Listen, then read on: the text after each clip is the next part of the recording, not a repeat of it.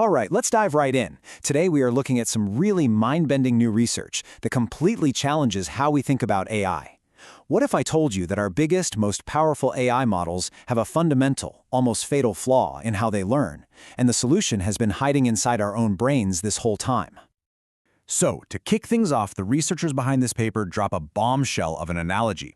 They compare our most advanced large language models to someone with anterograde amnesia.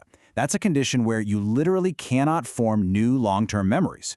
I mean, just let that sink in for a second.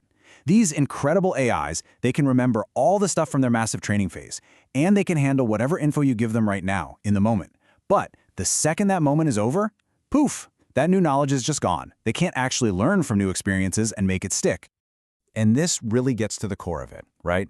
Why are our smartest AIs basically stuck in the past? And how in the world do we fix it? Well, according to this research, the key is to stop thinking about AI learning as this flat, one-dimensional process, and start seeing it in a whole new way, a way that's much, much more like how our own brains are wired.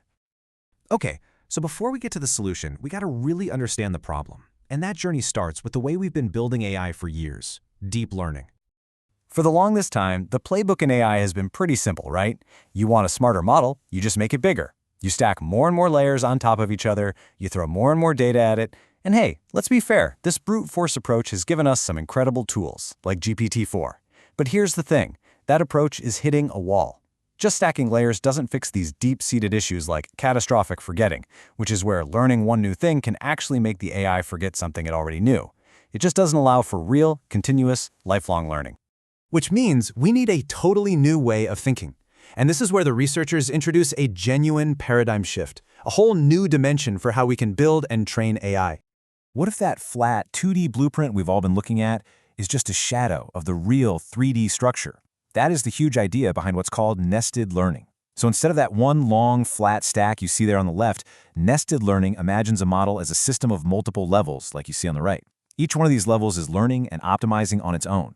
It's like we've been looking at a blueprint when we should have been looking at a building. So, let's zoom in on this idea. What you're looking at here is the heart of nested learning. The model is basically a set of nested optimization problems. You see those different levels and how each one has its own gradient flow? All that really means is that different parts of the model can learn independently and, crucially, at different speeds. This makes the whole learning process way more flexible and, honestly, a lot more transparent.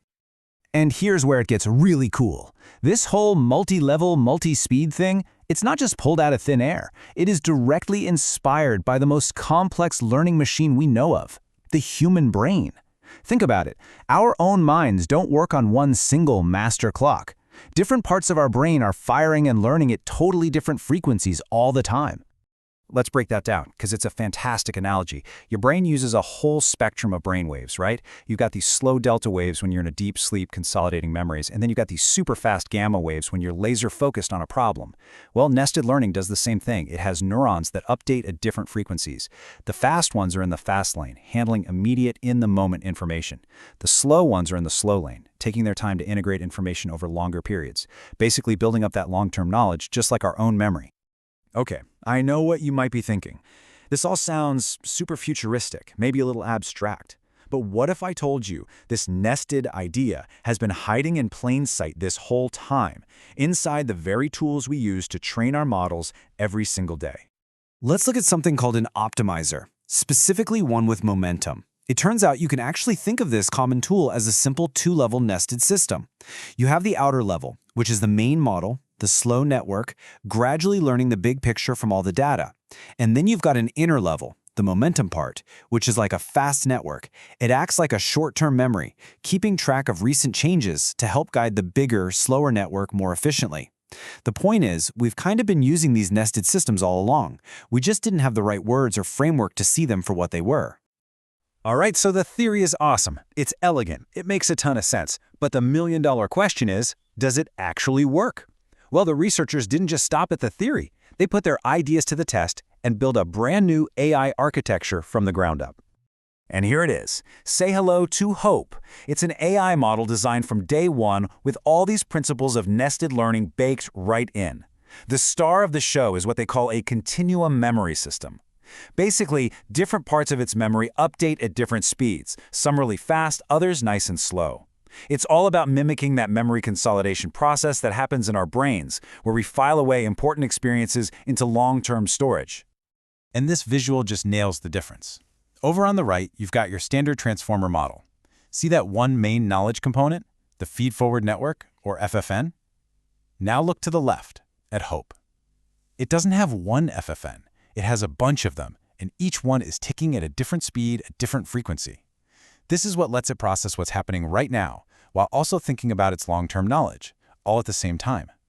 It's not just bigger, it's structurally, fundamentally deeper. Okay, the moment of truth. Does all this fancy architecture actually make a difference?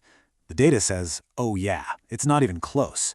In a direct comparison with models of the same size, Hope absolutely blows a standard Transformer Plus out of the water on both language and reasoning. But here's the kicker. Look at how it stacks up against Titans, a state-of-the-art model. It's right there, neck and neck, even beating it slightly on reasoning accuracy. The nested approach isn't just a cool idea, it flat out works. So let's pull back and look at the big picture here. What does this all mean for the future of AI? This is more than just one new model. For the longest time, the mantra in AI has been scale up. More data, more computers, bigger and bigger models. But nested learning throws a new direction into the mix, scaling deep. Not just adding more floors to the same flat skyscraper, but actually building more intricate, complex internal structures. Structures that look a whole lot more like what nature already figured out. And what this unlocks, wow, it's a huge deal. This could be how we finally crack the code on catastrophic forgetting. This could lead to models that can actually learn and adapt throughout their lives without needing a complete retraining from scratch every time. We're talking about more efficient, more powerful, more brain-like memory systems. This is a real, tangible step on the long road toward more general-purpose AI that can learn and grow in our world. So I'll leave you with this to think about. For the last decade, the race has been all about making AI bigger. This research challenges all of us to ask a brand new and maybe much more important question. What happens when we finally start making it deeper?